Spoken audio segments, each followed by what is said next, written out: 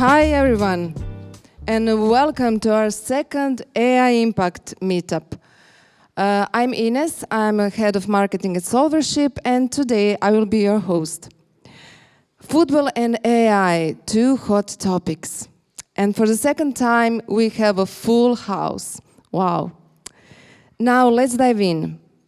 Can AI predict the next football superstar? Can data-driven decisions give clubs a winning edge? What role will AI play in the future of scouting? And finally, can AI change the game? Let's find out. First, I would like to introduce René Saggiadi. With 24 years in analytics and 18 years in scouting, René has an impressive track record. He spent 11 years with the legendary Boston Red Sox, and since 2022 has been the head of player evaluation and special project at Sport Republic. Today, René will take us on a deep dive into Moneyball in football, revolution or illusion. René, the stage is yours.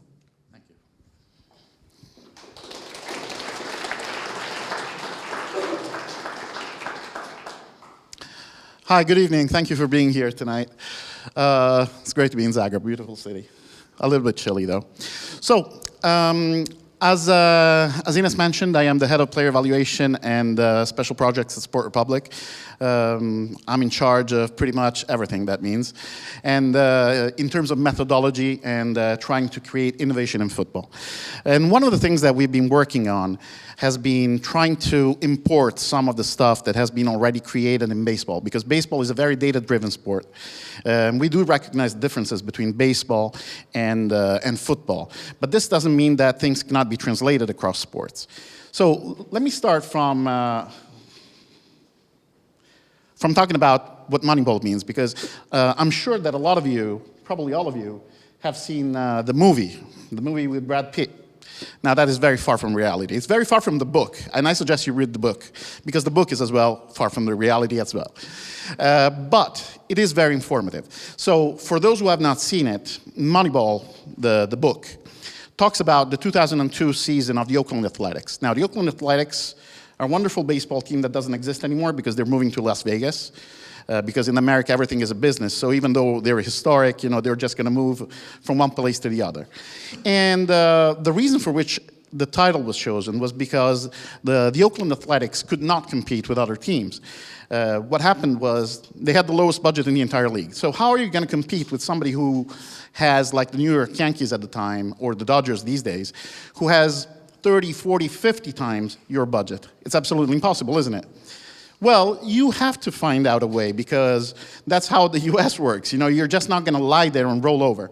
And so what they did was they tried to create and find a way of trying to buy assets that were worth $1 and pay them 80 cents.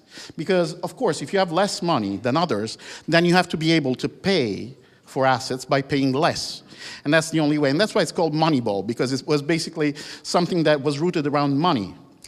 And in fact, the Oakland Athletics ended up not winning the 2002 World Series. They ended up losing in the American League Championship Series. But that was an incredible result. It was an incredible result because they shouldn't even have been there with the money they had. Interestingly, however, that caught the eye, for example, of John Henry. That's the owner of the Boston Red Sox, that you can see at the tail end of the movie trying to hire Billy Beane, and Billy says no. And he stays back with the Oakland Athletics, bad choice. And the Boston Red Sox had more money than the Oakland Athletics, and they put in place the same ideas that the Oakland Athletics had and won. And the Boston Red Sox had not won in 86 years. They had not won the World Series since 1918. They were talking about a lot of curses and things that I'm not going to go into. But once they started working properly with these ideas, they actually won a title in 2004. Then they won again in 2007. They're the only baseball team that won 4 titles in this millennium. I've been part of 2 of those titles, which has been great. And after that, every team in baseball has been trying to play catch-up. This is interesting because when Oakland lost in the American League Championship Series, they were being made fun of because they didn't win. But once Boston started winning, then everybody caught up. Currently, just to give you an idea, the Boston Red Sox have a data analytics team that's around 30 people. And while about 25 years ago, everybody started doing data analytics to gain an advantage over other teams, these days in baseball, you have to do data analytics just not to fall behind, because everybody's doing it. Even those that don't rely strictly on data to make their decisions have to have it available, and they have to know what they're dealing with. Now, when we're talking about Moneyball, that's the basic concept. But it's rooted in the idea that baseball or sports, or really any industry, is not perfectly efficient. Now, sports especially are a copycat industry. So if you win, people are going to try to copy you. But this translates the industry into something that is very inefficient, where certain assets are being paid way more than they're valued. So when they decided to go full data in Oakland, they realized that that was the way they had to give a proper value to each asset. Because before that, it was all gut feel. And remember, even the most talented evaluator will not be able to exactly pinpoint how much anything is specifically worth. So given that the situation of baseball at the time was extremely inefficient, they decided, okay, how do we evaluate exactly how much a baseball player's contribution is worth?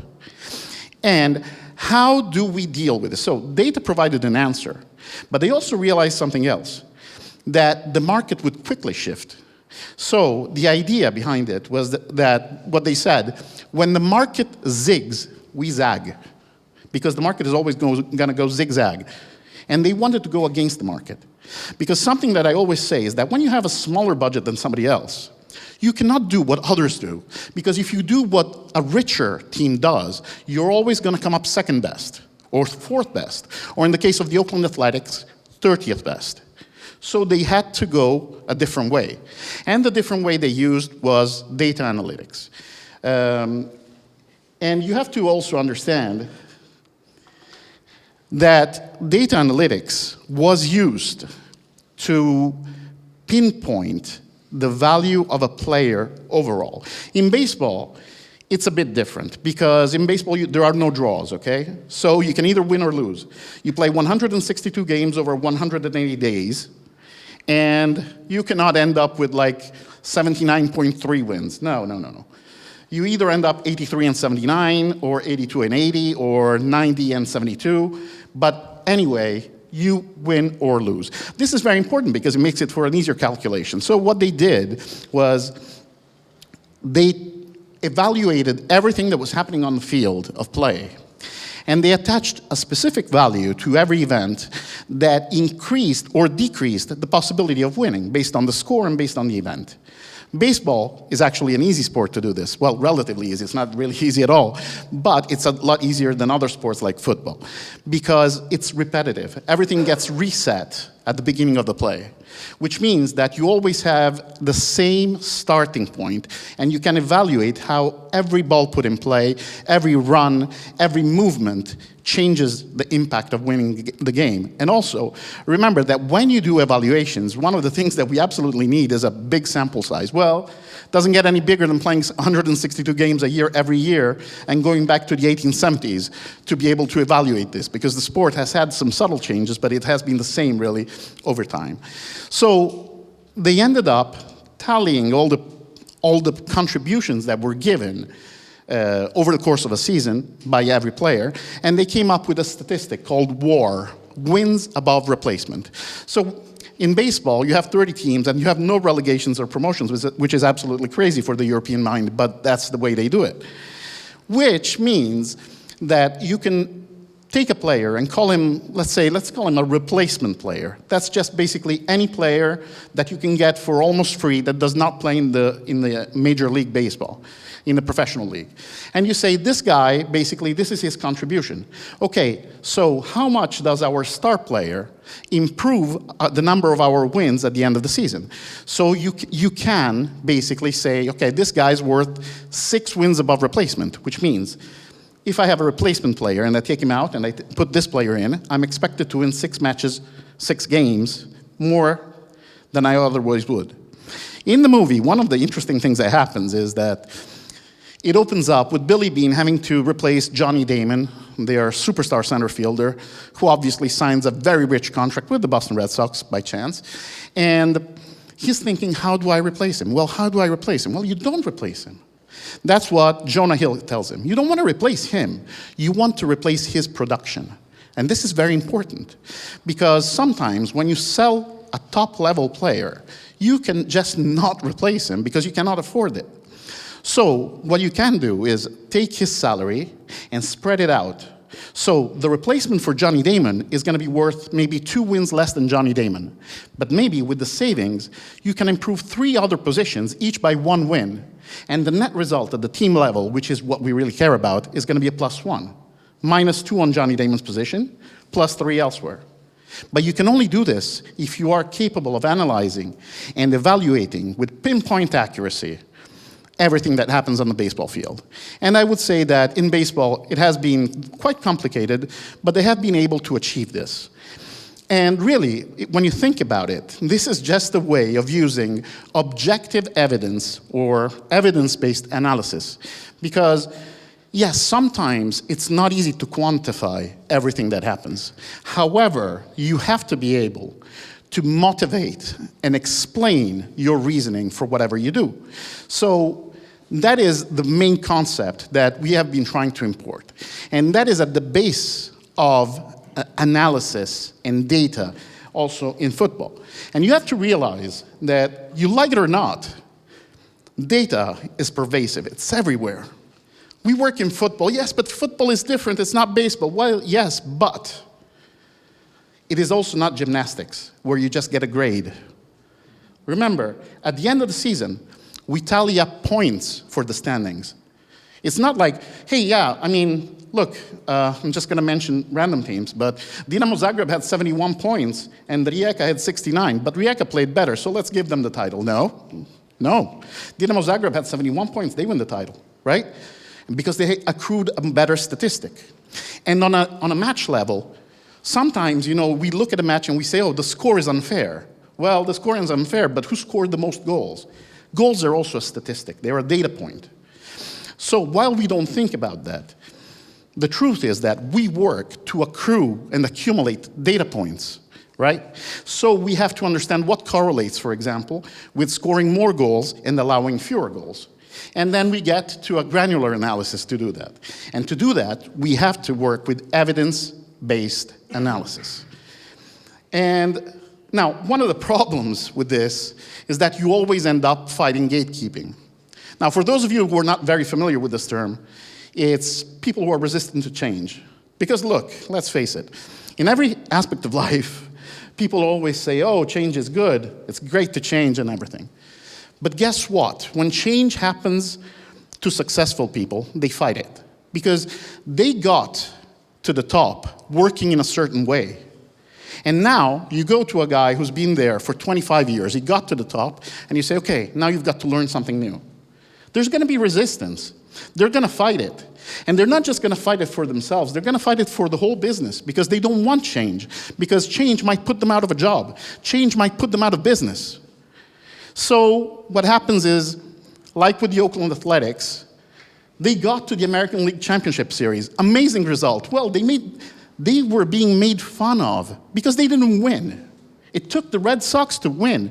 And if the Red Sox had not won, they would have just been made fun of by gatekeepers, by people who do not want real change. They want subtle change, but they don't want real change. And the truth is that everything in life is evolving, is a constant evolution. And you have to remember that in all aspects of life, dinosaurs end up extinct. So you either evolve or you are extinct just like dinosaurs. You have to adapt or die. And in this case, I think football will have to adapt. Now, football is not as easy to work with as baseball is. But does that mean it can't be done? No. Of course, it is a bigger challenge than baseball. Baseball, but also American football. They have this thing where after every play, they stop the play, they put it back, and they reset, right? So it's a lot easier because it presents repeatable situations. But if anybody tells you it cannot be done, they're probably lacking imagination. Just something that is hard to do, it doesn't mean it can't be done. Before we invented the first airplane, we couldn't fly. It can't be done. You cannot fly. And yet, today, we fly. I took a plane yesterday. So it can be done. We just have to find out the way. And just because it's not easy, we cannot give up. Now, as I said, there are interesting differences with US sports. When you're talking about baseball, you repeat the action every time. With football, kind of like the same. You play for 15 seconds, 10 seconds, 15 seconds that are very, very intense, and then everything stops and gets reset, and we can eat our hot dog and drink our Coke or beer, and then we pay attention. It's the approach of US sports. What they like is many breaks, and when they look, they want to see action. We are completely the opposite in Europe. We do not want breaks, although we are fine with like low intensity action. Think about rugby versus American football. Rugby, the ball is always in play, or almost always in play. Whereas American football, I mean, there are people breaking bones every game, but they take a rest every 15 seconds. That makes it a lot easier to analyze. An example with football, with European football, what they call soccer, well, what do they know, is that we can do this with set pieces. Set pieces are an exact example of the way we can apply things, because set pieces are repeatable. And we have enormous sample sizes. There are over 10 set pieces on average, indirect free kicks and corners, per game, in all leagues, really. So you can microanalyze them just like you would with American sports. Then again, as I said, you can do it also with open play situations. It's just going to be more complicated, but it can be done. Now, one of the things that has been incredibly hard to do, and that Americans don't have to deal with, is understanding the difference between environments, game models, and global settings. Why? Because, yes, some baseball teams have slightly different styles, but you have to pitch and you have to hit the ball. Yes, some American football teams like to run the ball more and others like to pass the ball more, but it's really the same thing, and there are very, very subtle differences. But the way Manchester City or Liverpool, Guardiola and Klopp coach is completely different. And also, the style of play that you see in Croatia versus the one that you see in Turkey versus the one that you see in Italy or the one that you see in Germany is dramatically different. In America, they don't have this problem. Why? Because there are 30 teams, 30 cities, one country. There's no problem with adaptability, with the language. With Gus Tepe this year, we signed a Japanese player. We didn't know how he would do. He's doing great. But there was a risk. There was a cultural risk in bringing a Japanese guy to Turkey, something that the Americans normally don't think about or don't have to deal with. And that's part of it. But even that can be analyzed. Now, we don't have enough of a sample size, you can argue, but you can analyze how a player coming from a certain game model, a certain style, will adapt to a certain culture and to a certain style of play.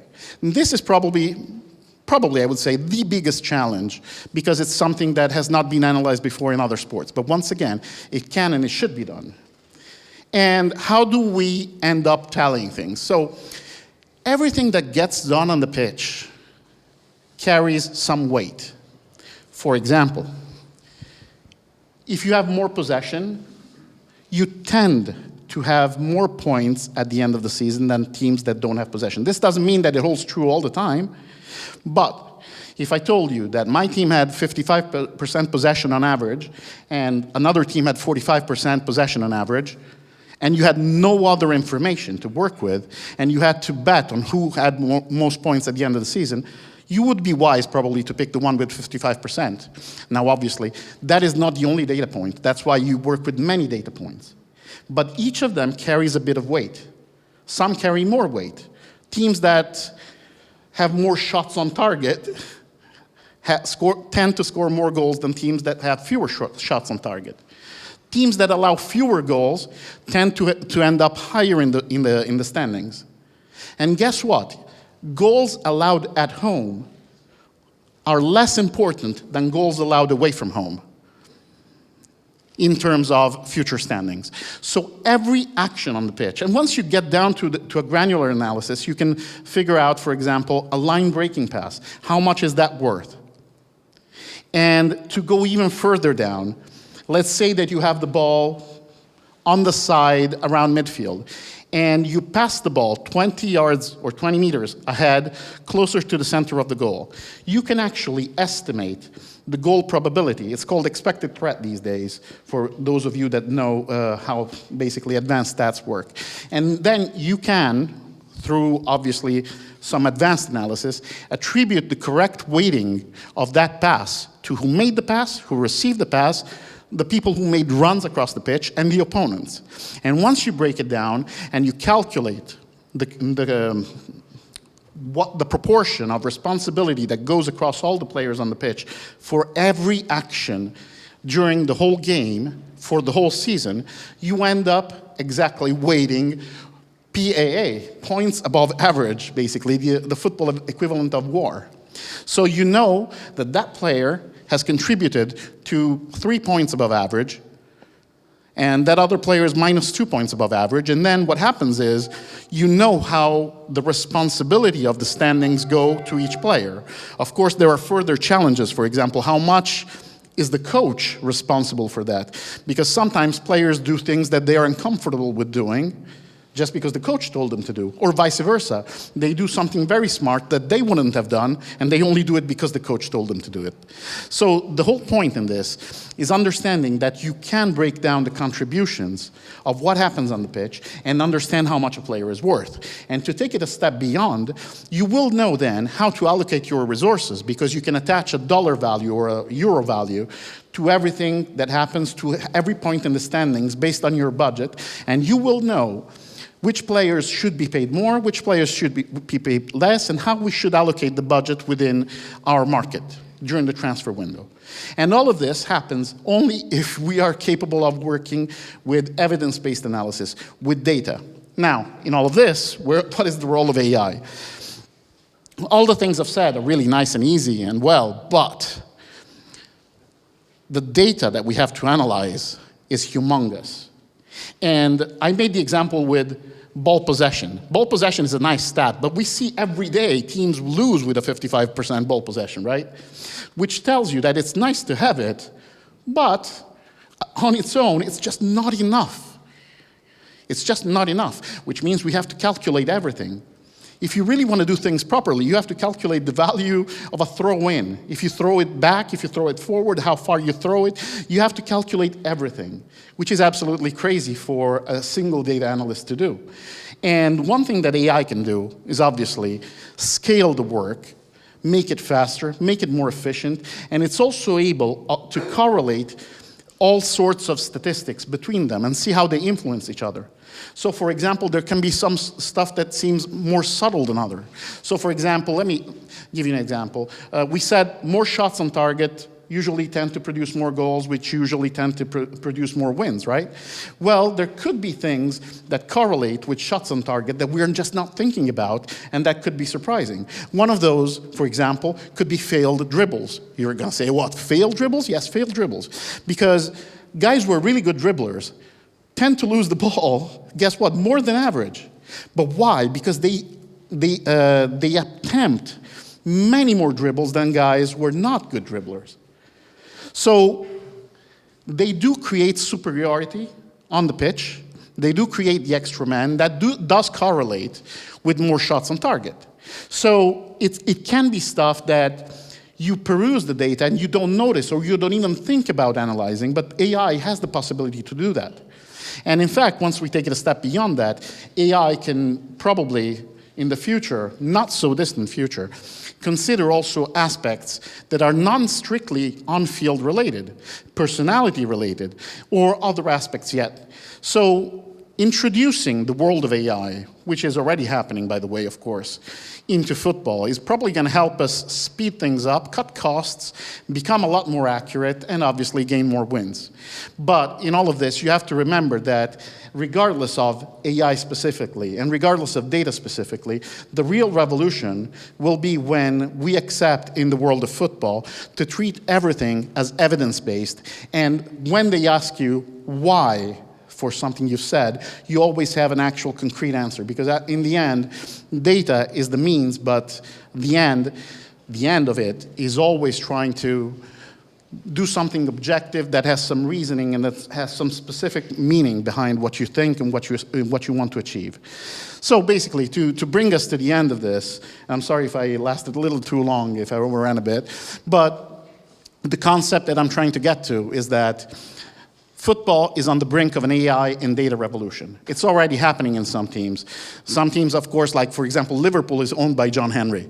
And once he imported the way he was working at Red Sox, from Red Sox at Liverpool, Liverpool won the Premier League title, which they had never done since it was called Premier League before he took over. They won the Champions League. They've changed things around. And other teams are doing it as well. AZ Alkmaar, I was saying before to a friend, is run by a CEO who used to be a New York Yankees shortstop.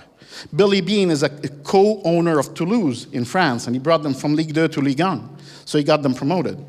Things are changing, and the sooner we accept it, and the sooner we try to get to the forefront of analysis, the better it is, because either we do that, or we're going to be left behind, and we're going to be eating the crumbs off the table from everybody else. Thank you.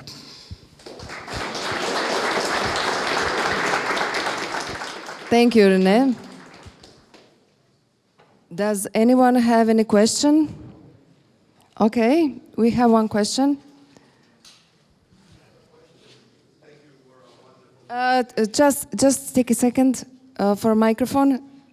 Starting to help. Thank you for a wonderful presentation. I was wondering, you mentioned replacing the star player with the production. Can you put in context of your presentation Luka Doncic trade? I'm not a basketball specialist, but yes, that is a very good example where, you know, obviously Nico Harrison, the Mavericks GM, has been very, very criticized. Why? Because he didn't like, or he said he didn't like, the way Luka conditioned himself. And so just based on that, he ended up trading his star player for, well, a subpar return. And it has been criticized because it was not evidence-based. Regardless of actual, you know, data or anything, there was no real motivation. I mean, look, Nikola Jokic is not exactly well-conditioned, and he's the best player in the world, right? And Luka Doncic is an amazing player, regardless of not being very, very well-conditioned. You can get some bodybuilders all around the United States who absolutely wouldn't ball against Luka Doncic. They would break their ankles after 2 seconds. So that's the exact point. Now, I wouldn't be able to tell you exactly the value of each player because I am not a basketball specialist, but the concept is exactly that. They cannot afford to do that because the few dinosaurs who are left in the business are going to become extinct because it's never going to end up well. When they do something like that, it ends up poorly. Now, in the US, even with the fans, because now even the fans are educated enough to understand how things work. So yes, that was a terrible trade. Everybody said it from day one, and it's not going to age well. You can believe me about that. But that is a very good point, because those who are at the forefront of everything, they're going to take advantage of those who are left behind. And that was an egregious case. I don't think there are going to be many worse cases in any sport going forward. But yes, either you follow certain ways, or you're going to end up trading Luka Doncic for an aging Anthony Davis. Thank you. More questions? No? Okay. René, please take your seat here at the stage. Yeah.